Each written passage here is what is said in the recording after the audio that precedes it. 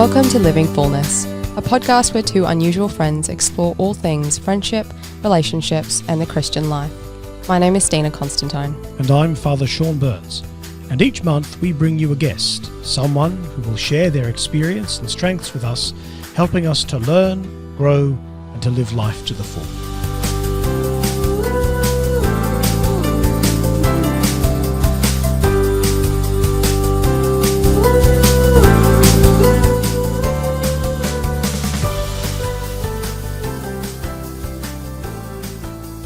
Welcome back to yet another episode of Living Fullness. Whether you're listening in through your earpiece, in your car or in your home or through our YouTube channel, you are most welcome. We have a very special guest with us today. We do. We have one of my wonderful teammates from Virtue Ministry here, Emily Shaw. Welcome, Emily. Thank you so much for having me. It is so exciting to have you here. Great to have you on. Yeah, it's exciting to be here and a bit nerve-wracking. Oh, it'll be fine. It'll be fine. So, Emily, you are a mum of 7. I am, yes. Incredible. Yeah. Not quite what we were expecting, but yeah, very, very blessed. Yeah. And I know that you've also been a long-time editor as well. You've done several different projects, including our diocesan history book that was recently released as well. Yeah. Which is incredible. You were our former youth coordinator for the Wagga Diocese also. Yes, a long time ago. Yeah. Yep. I feel like that long ago. You came and visited my school when I was at school. So. Oh my goodness, that makes me feel really old. No, and you're also on the Virtue Ministry team. So yes. I recall, I don't know if you remember, but I recall you sent an email very early on in our time and just said, hey, look, these are my skill sets. I'm happy to help if there's anything I can do. And then you jumped on board and helped us out with graphic design and then have stayed on board as one of our writers as well. So Yeah, in between having kids. Yeah. No, you're incredible. Taking lots of time off. Yep. The way you manage your time, incredibly admirable. It's one of the traits that I definitely admire. Thanks. Yeah. So let's just dive in. All right. Well, Let's do it. Emily.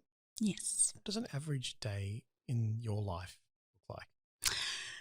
Well, so usually it's begins with an alarm blaring or a child needing my attention, and then we're straight into it. So of our 7 children, 4 are at school, and we also live on a property, so we're actually sort of half an hour away from where they go to school and that sort of thing as well. So usually it's an early morning and getting breakfast on the table, getting everyone in the right uniforms, out the door on time with lunches packed and all the, homework done, all that sort of thing. And then, straight into sort of housework chores, and I get the other kids kind of settled happily for the morning. Then I have my coffee break. I don't actually drink coffee, but I sit down and just have a cuppa, and that's when I do my gospel reading and a little bit of meditation, usually from Saint Jose Maria Escriva. And then we launch back into the day. So, some days we have activities on that we might attend with the kids, like a mother's group, that kind of thing. Generally speaking, we're at home and I'm doing literally loads and loads of washing and lots of cooking and lots of tidying up and that kind of thing, which is lovely. And just, doing fun things with kids like painting or playing with Play-Doh and, those kind of things. And then we head in and pick the kids up from the bus about 4:30, and then it's like homework and afternoon tea and dinner and bath and rosary and bed, and then I usually go to bed fairly soon after. Because with 7 kids, you don't know what the night's going to bring. And then, some evenings I might go out to, we have a local book club I attend, which is all Catholic mums, so which is lovely, except we have been choosing some really dense classics recently, and when you're a little bit sleep deprived, it's a bit hard to get through them. Yep, sure. But they've been fantastic. So that's sort of... What kind of classics have been on the list? So we've just read Quo Vadis. Oh. Yeah. Okay. And this year we've also done the Divine Comedy.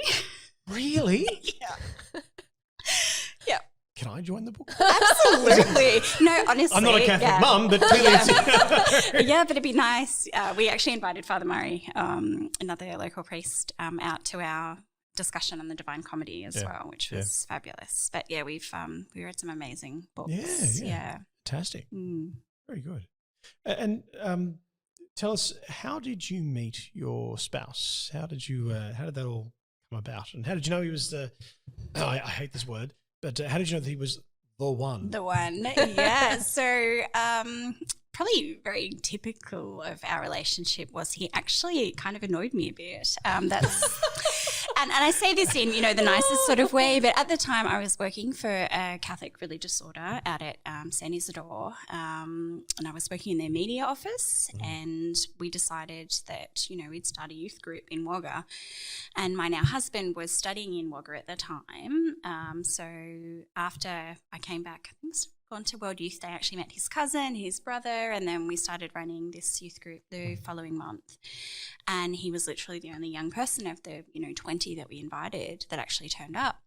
And I mean, he was very nice, but I was not interested. I was at the time discerning whether I was called to religious life. So when I say that he was annoying, he just kept popping up everywhere, and and I'd take him to spiritual direction and be like, oh, this guy is just he's just always there, and he's lovely and he's a great Catholic guy, but it's not for me. And then eventually God sort of tapped me on the shoulder and went, yeah, maybe you should rethink that. And I remember telling my spiritual director, look, I'm having doubts about whether God's, calling me to the religious life. And he said, oh, thank goodness.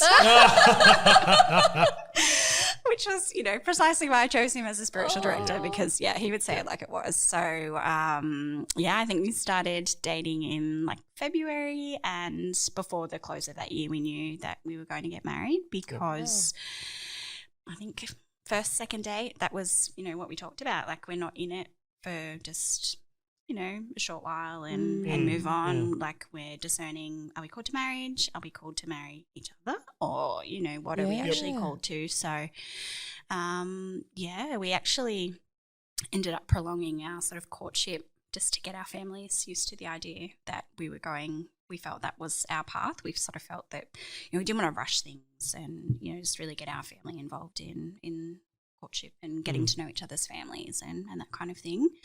But all said and done, we were sort of married within 18 months. Okay. Yeah. Yep. It sounds like a very intentional relationship that you guys stepped into. Yes, yeah. And I think it had to be at that time for a lot of reasons, but particularly because he finished studying in Wagga. He didn't actually live in Wagga. Right. So, and my work kept me based in Wagga, so I was working for this religious order.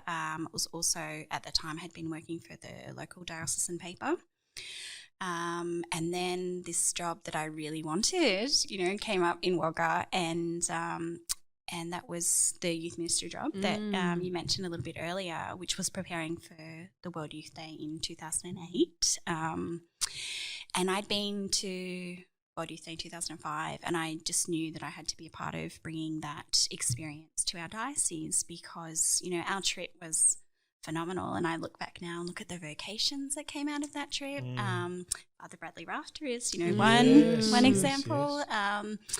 Yes. So I wanted very much to apply for this job, but of course, because we were so intentional about our relationship and we knew we were called to marriage, it was a question of, do I take this job? Because it was a 3-year contract. And if I did take this job, what did that mean for Ben, who was at the time working in Cootamundra? So in the end, we prayed and discerned through it and got the job. And Ben actually found employment in Wagga, which was such a blessing, because then we were able to marry probably 10 months after I took the job, and he was obviously a great sense of support in that job, which involved a lot of travelling and a lot of weekend work, which you don't sort of think about at the time, but so that was wonderful. And I think that, in retrospect, I probably wouldn't have been able to do that ministry and give us a fully, to that ministry if we hadn't married at that point in time. Sure. Brilliant. And your family and your children, well, I mean, your husband, you've spoken to us about your husband, but your children, you have 7. We have 7, yes. And what are their how would you describe their personalities? I mean, they're probably all so different. They are really different. Yeah, it's really interesting how different that they can be and yet be so similar, which is amazing. Yeah, so we have 4 boys and 3 girls now, and we have some really intense personalities, really focused, really detail-orientated, some really inquiring minds. Like really curious, which is lovely. And then, we have really energetic children and others who are quite happy to sit inside and read a book all day and, sort of in between. And then, as any birth order, you have your dominant personalities within, the family based on where you fit in line and that kind of thing, and the dynamics, when some kids are not home and others are, it's quite interesting. Sure. And I guess like in relationships outside of the family, that some people can bring out the best in you and some people don't, and I think that's the same with siblings as well. Okay. Absolutely. Yep. Good to and know. how do you find managing all of those personalities as a mum? Yeah, it's pretty tricky because I don't know. I was probably a bit naive when, as you are, when you become a mum, that you think, you just use the same discipline strategy for every child. But you can't really do that because they're all different and their strengths and weaknesses are different, but so are their triggers and their reactions to things as well. So I found the more confident I was in where the child was coming from in a particular situation, the better I could adapt the discipline or the reaction to it. And so there are some children I know that, when they're getting really worked up, there's no point talking to them because they need to bring themselves. So often, I might say to one child who's having a really bad day, all right, just go down to your room for a while and just calm down and then we'll talk about it. Whereas another child might do the same thing that perhaps this other child was angry about, but the response will be different. And that can be a bit tricky as well because they want everything to be fair, so of course, and equal. And so, there's a lot of explaining, well, for instance, I have a couple of boys who get really angry when they're frustrated, and I have a daughter who cries. And the boys think that that's just such a sooky response. So if she cries, that makes them sort of angrier. Whereas, you sort of have to sit down and say to them, well, actually, when you get frustrated, you get really angry, and you want to punch something, or you want to do something really active. But she doesn't respond that way. She, she internalizes it a little bit more, and she cries. Like that's her excess emotion sort of spilling out. And I mean, it doesn't always work. They're still going to react anyway. But just trying to sort of understand that, different people are going to react differently, and we just have to, tread a little bit carefully and work out what our triggers are. And if her crying is upsetting, maybe you need to remove yourself from the situation and come back when you can handle what's happening. So, and really equipping them, because I mean they're quite young. Yes, really equipping them from a very young age to be aware of themselves and their own emotional regulation and response, which is that's some pretty decent human formation. Absolutely, absolutely. It's fairly intense. Yeah. I think the other thing is that you're so conscious of wanting to not solve their problems for them because you don't want to micromanage what they're doing, because they have to learn the skills then to take into relationships as they get older, whether it's simple things of how to get along with each other or how to speak charitably about each other, or just little bits and pieces, or maybe they need to build up a bit of resilience, or you can't so it's a really fine line, because sometimes you just wrap them in a really big hug and be like, everything's going to be okay. But I can't still be doing that when they're 23 and throwing them a bit of a curveball. At some point they're going to have to go, okay, well, that situation didn't go well, and I need to take ownership for maybe what I didn't do as well as I could have, and maybe if this situation happens again, this might be a better way to go about it. Okay, that's beautiful. A follow-up question then, because just hearing from how intentional you and Ben were in your relationship, and also hearing how well-informed you are, and I'm guessing that in your parenting together, you and Ben would also be very intentional. So I'm guessing maybe you can talk us through some family values or principles that you go by in your parenting. Mm-hmm. So I suppose the biggest guiding principle that we sort of have as a family is that none of us are perfect, and that was something we were very clear about from the beginning, and that includes mum and dad. And I remember, myself growing up when I realised that mum and dad weren't infallible. That was really upsetting. And yeah, so we've sort of tried to insist from an early age that, the kids know that we're not perfect as well and that everyone is doing their best. And so if everyone is doing their best, then we have to extend to them the same courtesy and consideration and respect that we would like to receive in return. And the other, biggest thing that really we've sort of set out is, the Lord has to come first. So we had a really good example of this on the weekend. Our children play football and netball in a local league, and there was a carnival on Sunday, and my daughter's age groups, I think, and our youngest son who plays football, they could have attended this day, but it has no bearing on their season as a whole, and they weren't actually letting their team down or anything. Sure. And so we thought a whole Sunday at a carnival where the kids don't actually have to be. It's not a compulsory thing. We won't go. We'll keep that day, and that's what we've done in practice before, is keep that day free. And so my 11-year-old daughter came home from training and she was so upset because we just hadn't mentioned the carnival to them because they weren't going, and and in hindsight, perhaps I should have pre-warned them, but. She came home and she just felt like, they were letting the team down. And we're playing and we've got a full day of games. And I said, yeah, look, I understand there's a carnival, but it has no bearing on the season that you're currently playing in on Saturdays, and which you are committed to.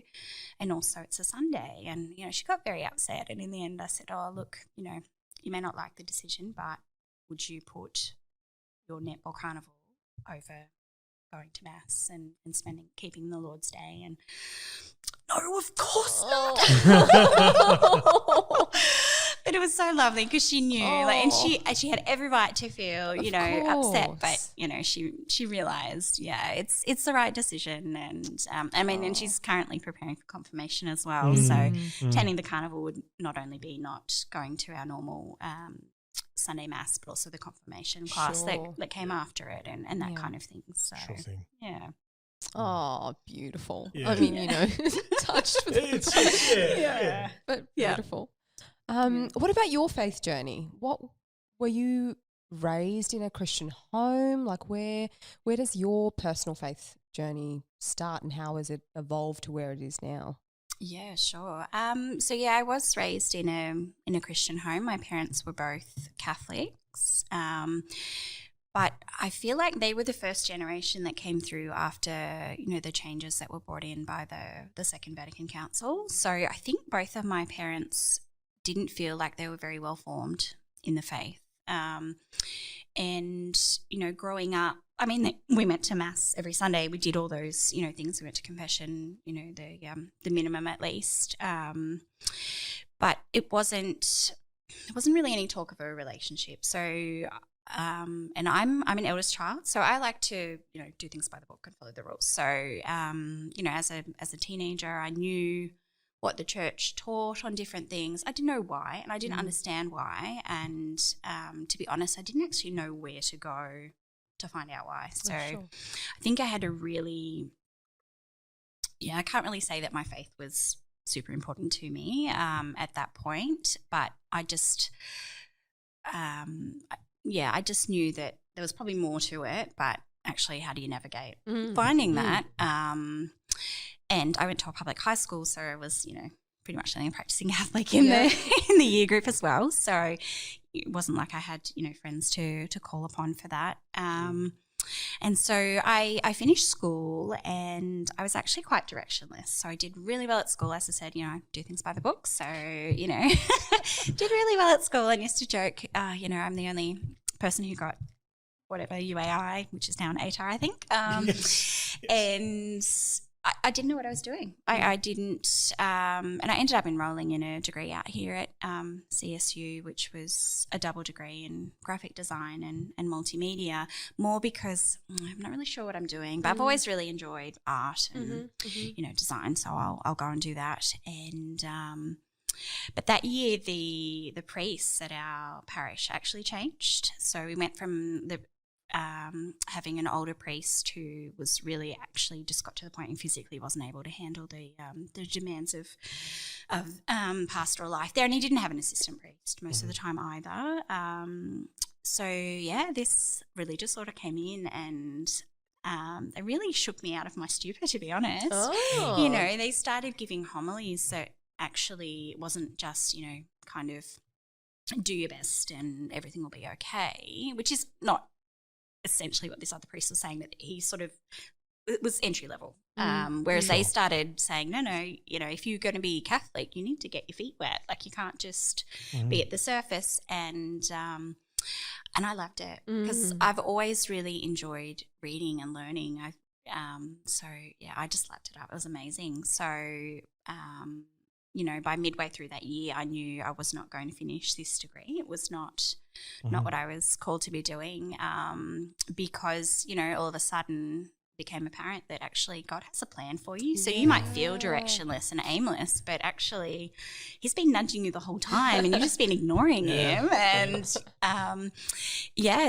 because I'd come out here and I really, I enjoyed the design side of things, but I realised when I was creating an animation for a project out here that it wasn't the animating that I really enjoyed or the art side of things. It was actually the stories. So it was actually, the ideas behind it. Okay. So for me, that meant changing to a different degree, which was in writing, but not just journalism, which is, how I've spent most of my professional career, but also just creative writing and that kind of thing. And just that love of, using words to express, really beautiful ideas or themes or just really interesting, engaging stories and characters. So, so I changed degrees. I ended up working for this religious order in the media office. Okay, yeah. Right. That's how that works. So I went from being a directionless 18-year-old to actually being the founding editor of a magazine in their media stable, which was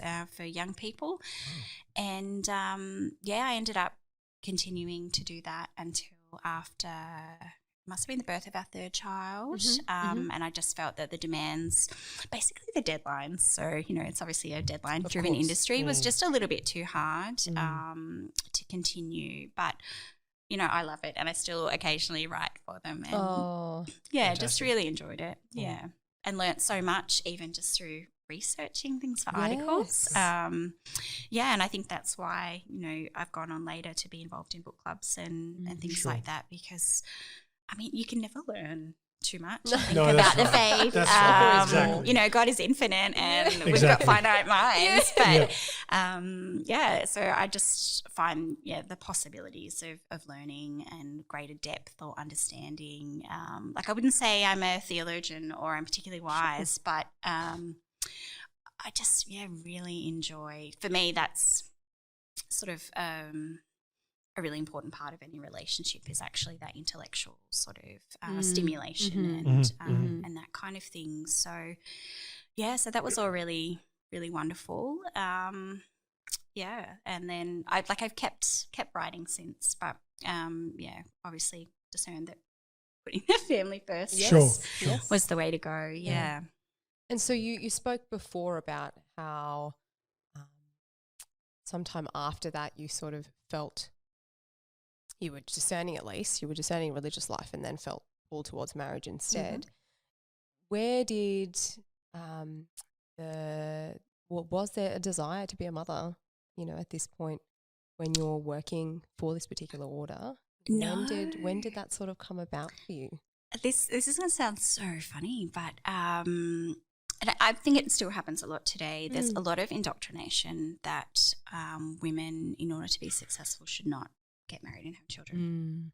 And so, especially, as I mentioned, I did fairly well at school. I think other women who feel like maybe their own story didn't live up to the hype, they kind of project that onto you. And I felt very I didn't realize, sort of how deeply that went at the time, but I do feel like they sort of were definitely denying the truth and beauty of motherhood and just even being a wife.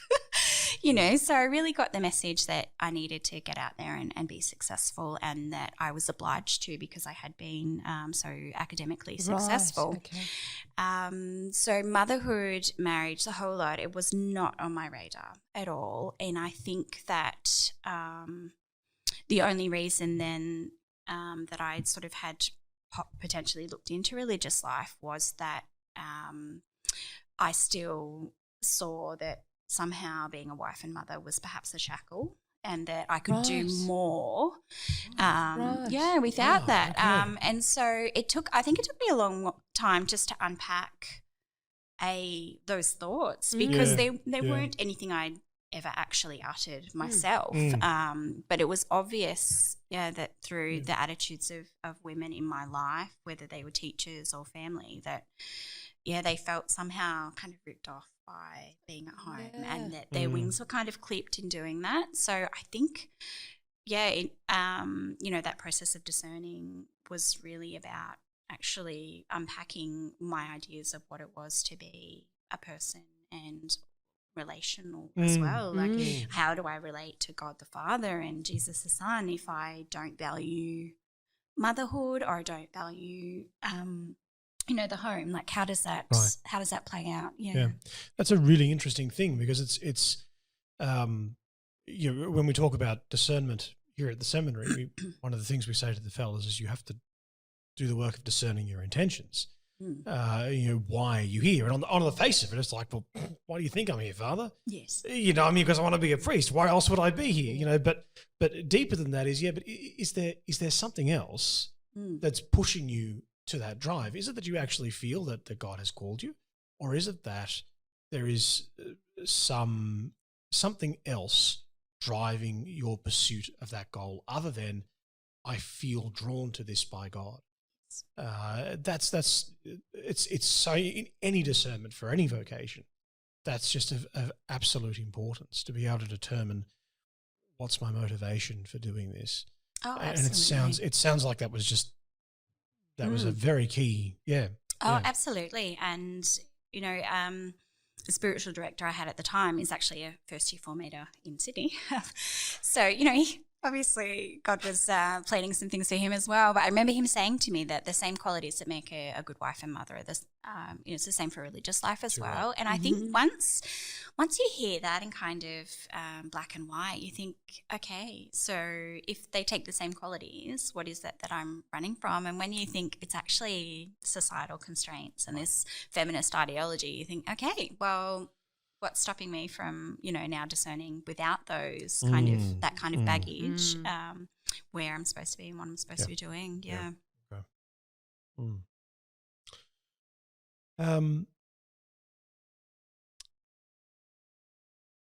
One aspect that you think is necessary for living a life which is full? For me, I think the biggest thing, one of the biggest things, is actually trusting that God has a plan and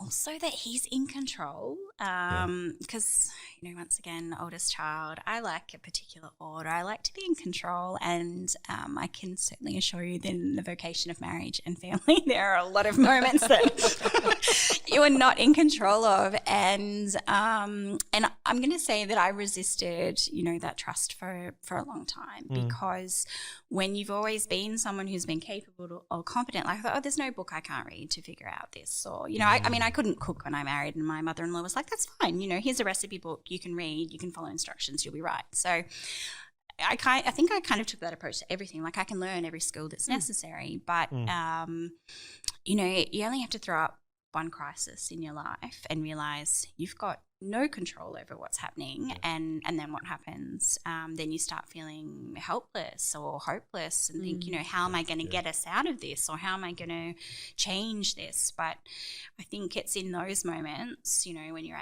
at rock bottom, you really have to say, I don't have control of this, but somebody does, and I need to trust that whatever comes out of this situation, it's what he wants, and it's going to be best for me. I might be a bitter pill to swallow, but these things often are. Yep. They are. And I sort of had, I've been working intentionally on trust for quite a while now, and like even last year, I had a friend who was gravely ill in hospital in an induced coma, and in our little community as well of friends, a lot of her family were there, and we were rallying around and offering masses and going to the church and just praying all the time. And I remember being struck at the time that I'm actually praying for my friend to get better because I want her to get better. Yeah. Right.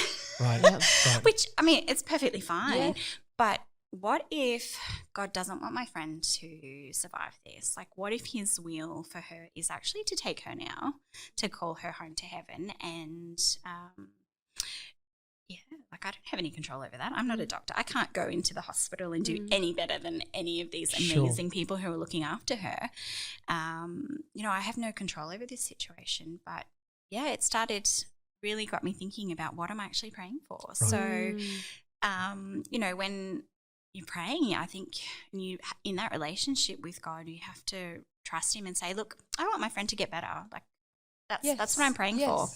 But if that's not your will, help me to accept it, help me to understand, there's a greater purpose in all of this, and help me to cope with what I can't control, I guess, or, and to learn what it is you want me to learn through this crisis, because I think every crisis, every suffering we're given is an opportunity to learn something about ourselves or God, or even just our relationship with God. And I think, once you start really opening up, God knows these things about us anyway. Of course. But at some point we have to become vulnerable, as you do in, close relationships and in a marriage, that you do have to be vulnerable at times. And I think that for me, being vulnerable is something I don't like it.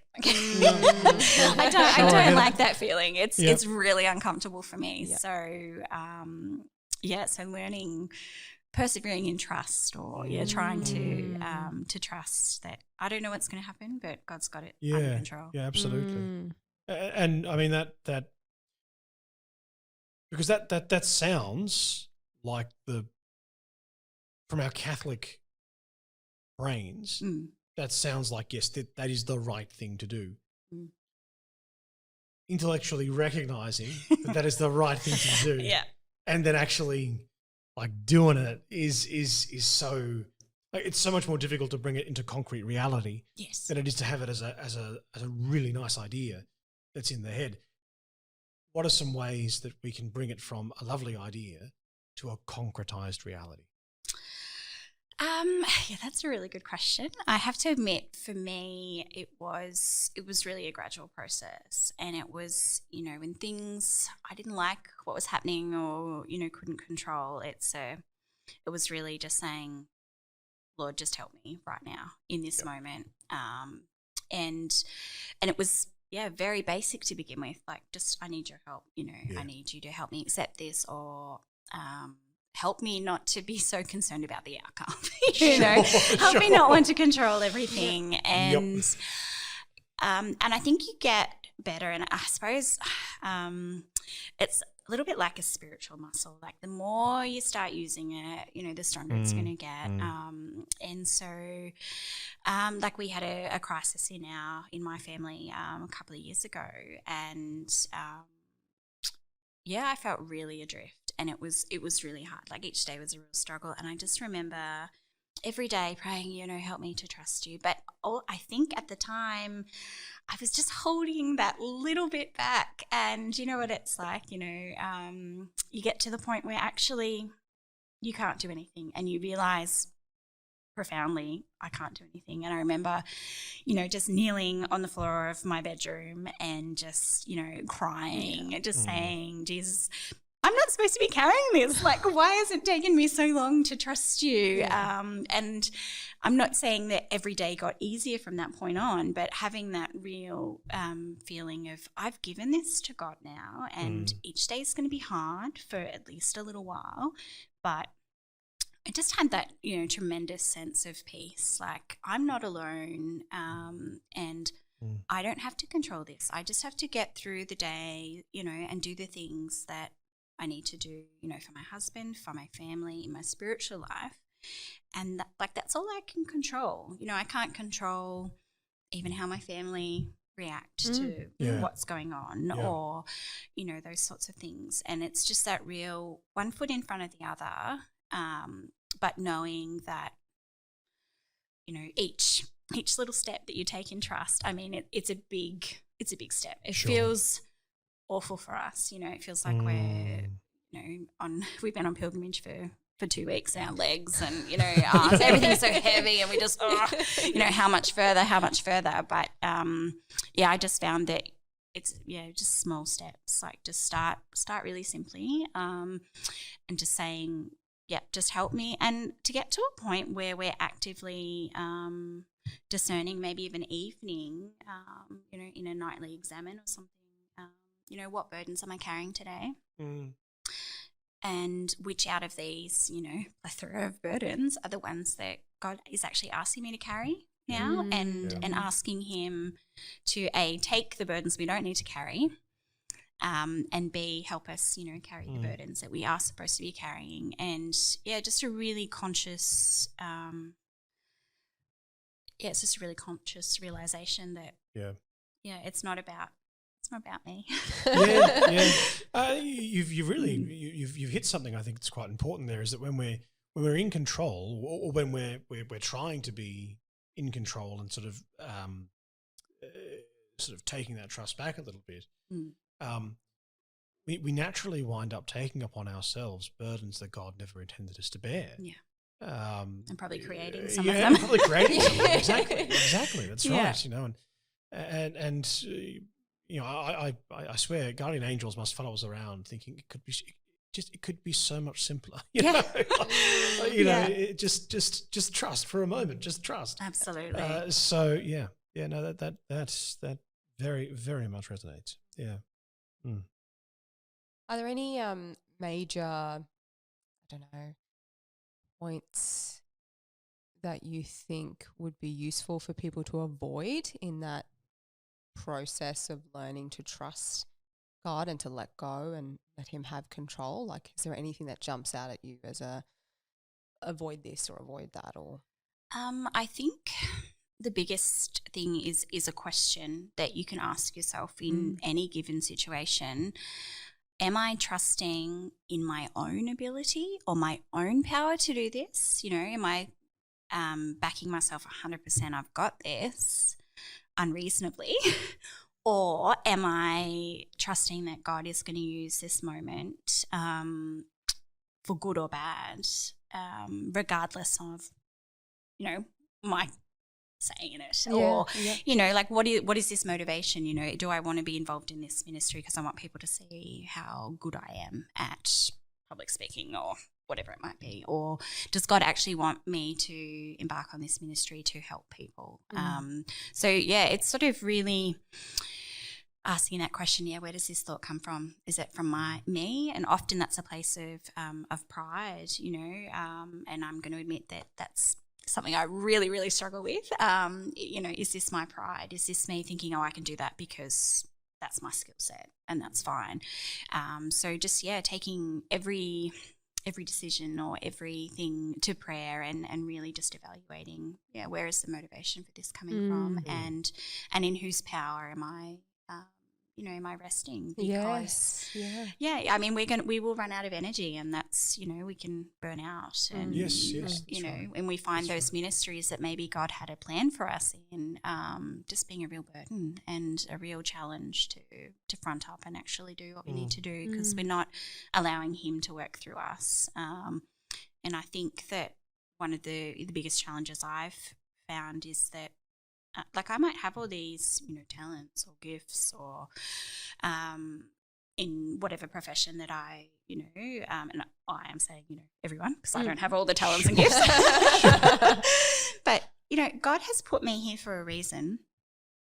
And in this particular circle or area of influence, and I have the ability to accept this invitation and trust him to work through me as a channel, or equally I have the opportunity to say, no, I'm going to do things my way because, I know better. And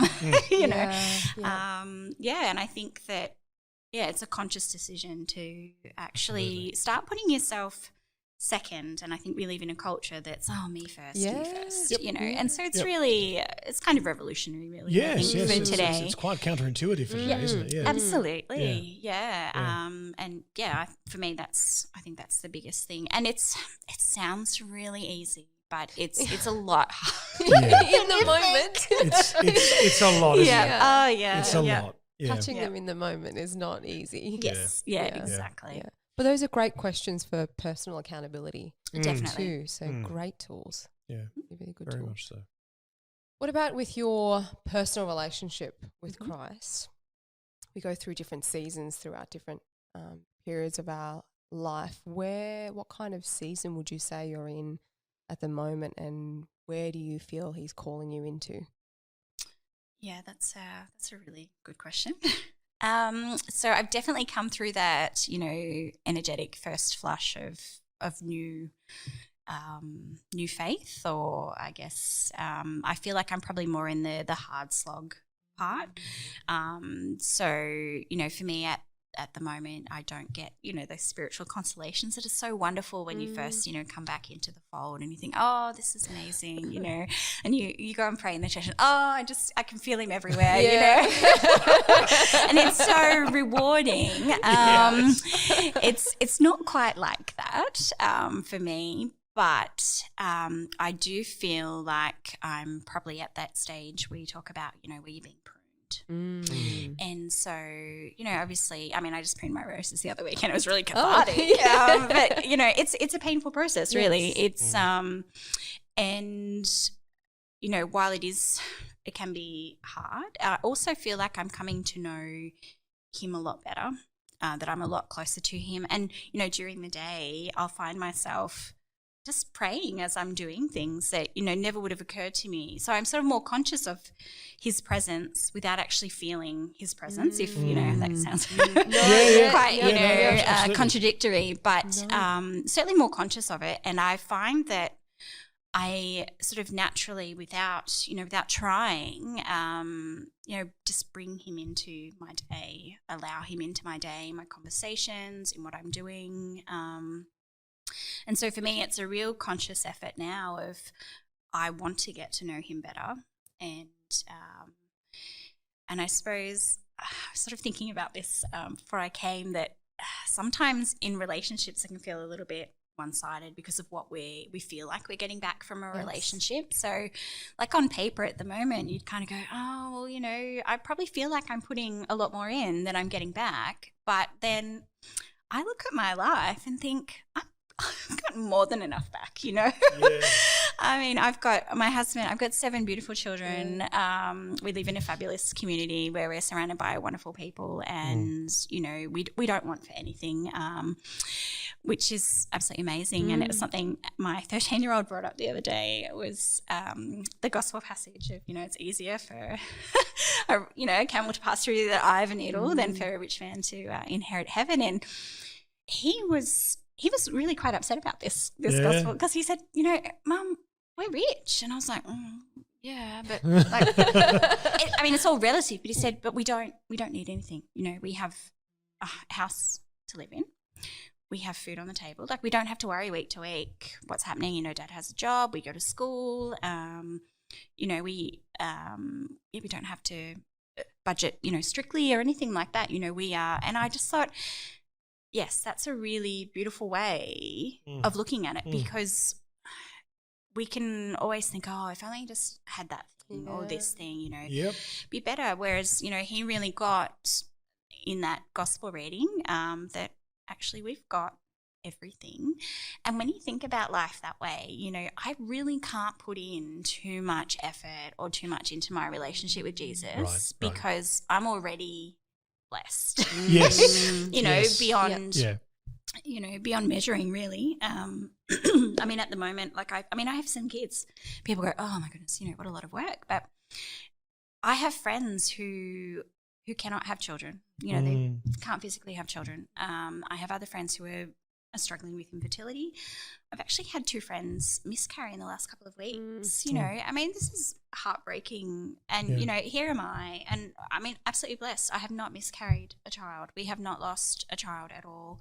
You know, we haven't had to experience that kind of grief or pain. So, yeah, like I'm happy to say I'm incredibly blessed. Yeah. You know? Yeah. So there's nothing, I can't give to God in equal measure. So it might feel one-sided to me at times, but it is, but it's the other way around. Yeah, exactly. You know, Exactly. and so what I feel has no sort of bearing on that. And so I love it. And the other thing sort of more recently is, you know, we talk about being a mum is a lot of work, and it is a lot of work, but I mean, you still have to, if you don't have children, you still have to wash and clean and, you know, all these things. It's just, you know, when you have kids, it's just more washing and more cooking and, you know, economies of scale and, you know, that kind of thing. But I just have really fallen in love with the idea of offering everything. So, you know, at the moment I'm working on this enormous cross stitch that I started not long after my husband and I got married. It's literally a wedding sampler. So it's got all these images and then you put the date of the wedding. Yep. So we'll be married 14 years next month. So, you know, that's how well it's going. But my daughters who have just taken up cross stitch picked it up recently and said, "Oh, Mum, you never finished it." And I looked at it. It's about half done. Well, actually, no, it's probably less than half done. And I thought, oh, yeah. And they said, "Oh, Mum, you should finish it." And I thought, oh. It's a bit onerous, you know. Obviously, I put it away at some point, and you know. And I thought, okay, I will. And I thought every little stitch, every tiny little stitch, I'm going to offer this particularly for my husband and our marriage. And then that makes a hobby, which I love. I love, you know, sewing and doing creative things. It makes a hobby that I really enjoy. Have that spiritual dimension. And you know, I had another woman suggest to me, you know, when you're pegging out the washing, every peg. You know, I'm doing this for you, Jesus. You know, I'm pegging. And you just think, oh my goodness, like there are so many opportunities in my day that I've been wasting for years. You know what I mean? Like, all those mundane, you know, things we don't talk about, they're all things that I can really be offering for my family and in my relationship with Jesus. And I think once I consciously started doing that, that's when he naturally came to my thoughts during the day. And that's where, you know, I'd find myself, like, I literally have conversations with him in my head as I'm doing things. I mean, it's beautiful. It's well, that's one word for it. Yeah. But, I just think that, this is a really beautiful time in my faith journey. Even though I don't get those spiritual consolations of feeling, you know, at great peace or great joy, but there's sort of that underlying feeling of his presence in my house. You know, I don't have to go to the church. I mean, I love going to the church and he's there, but but I can actually start, you know, loving him better through ironing or putting on a load of washing or cooking a lasagna for a friend up the road or, you know, all those things, not only the act itself, but, you know, I can add, I guess, supernaturally supercharge it. You know, with that as well. The sacramental reality that's in the church kind of presupposes that personal relationship is being nourished. Yes. You know, it's you're absolutely right. Yes, I can go to the church, but unless prior to going to the church, there's a relationship being built and conversations being had while hanging out the washing, it's not going to bear the same level of fruitfulness. Oh, absolutely. Yeah. And I think that, you know, as a mum, you know, the kids can ask you really, really profound questions. And I have to admit, a lot of the times I'm not prepared. Sure. Because, often there's a certain amount of magnitude there that you think, oh, okay, all right, that's a really big question. But how do I take that really big question? A, answer it. B, sort of bring it down to a level that my child can understand as well. So, and I think that if you're nourishing that relationship with him and you can just say, you can help me answer this question now, that'd be really great. Yeah, absolutely. Absolutely. Father Scott Armstrong used to say that he would test his doctoral thesis on kindergarten students. And if he couldn't explain a particular concept to a kindergarten student, then he didn't fully understand it himself. And needed to go away and look at it more closely. Yeah. So, yeah.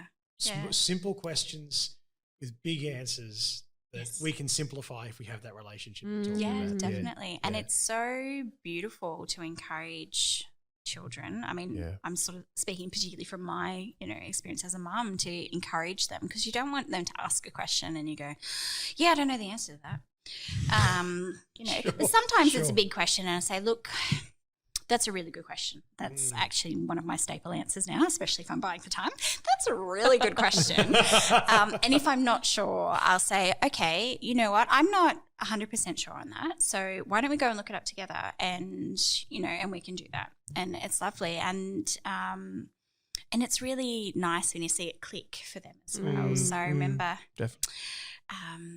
must be our 13-year-old, but when he was about 6 or 7, and they were talking about the Apostles' Creed at school, and it dawned on him one day, this is actually the creed that the literal apostles, this is them. It's not just this is the Apostles' Creed and I know this off by heart, but literally these people I read about in the Bible, they wrote this, this is a link to them, and just mind blown. It was amazing. And you think, yes, this is our faith. It's you are connected by this prayer, by many prayers, by so many other things, particularly God, to these people who lived centuries ago. It's amazing. Yeah, awesome. Well, thank you, Emily, for being here. Thank you very much. Well, thanks for having me. This has been awesome. Been a lot of fun. Yeah. This has been absolutely awesome. What we normally do at the end of every podcast episode is that we fling a few random questions our guests' way. All right. You just want to answer the very first thing that comes to mind. Okay. All right. Tea or coffee? Tea. Summer, winter, autumn, or spring? Autumn. Oh. Favorite movie or book? Oh. I'm a really big reader, I think. That's really hard. Goodness. I'm just gonna say the Bible for the book because oh my goodness, I have a very extensive library. I just couldn't narrow it down. Sure, that's okay. Good one, good one. Favorite holiday and why? I would probably choose somewhere quiet. Doesn't have to be the beach, but maybe just somewhere out in nature, but not camping. So in a cottage or a cabin or something comfortable. With a good book and a cup of tea. Perfect. Nice. Yep. Nice. Oh dear. You open the freezer and find a penguin in it. What do you think and do? Well, I would first probably blame it on the children. And B, find out which child put a penguin in my freezer. That's a very good answer. Oh dear. It's probably someone's science project or something. I don't know. Oh, what is your favourite quality in friends? Integrity. Oh, good yeah. one. Good one. Yeah. What's one thing people misunderstand about you? I have a lot of people think I'm an extrovert. I'm not. Set the record straight. It takes me a whole week to, gear up to spend time with people. So, no, I'm not an extrovert. Fair enough. Fair enough. If you could have one song be played each time you entered a room, what song would that be? Oh, wow. I'm trying to think of something really funny. My husband would have a list. He's really good with music things. Yeah, I'm not sure. Genre? Oh, something fun. Something funky or Yeah. Okay. They have to be fun, definitely. All right. Okay. Yeah, I'm just at the moment, all the songs sort of going through my head are, off the kids' Spotify list. Sorry, we've been listening to the AFL theme songs. I mean, seriously. Sure. Okay. That might not be the song you want to That listen may to not every be time you that enter a good. room. That's No, right. exactly. What inspires you and makes you feel like your best self? Oh, wow. I have to say, without sounding really cliched, but actually my children and spending time with them, because kids just have this unique way of seeing the world. And I think it really helps you appreciate, A, what you've got, but B, think a little bit differently about who you are and what's important. And and I think, just spending time with kids can really, Jesus tells us you need to be childlike in your faith and not childish, there's the difference. But, and I think that, the more time I spend, in that quality time with the kids, even if at the time it might be a little bit, tricky, like if we're cooking in the kitchen and, they're making a mess and want to crack the eggs and, there's eggshell in the cake and, that kind of thing. I mean, it can be a bit trying, but, you always come out of the experience feeling quite energized. So, Beautiful. Again, thank you so much for giving us your thank you. time. That's right. Thanks for having being me. here.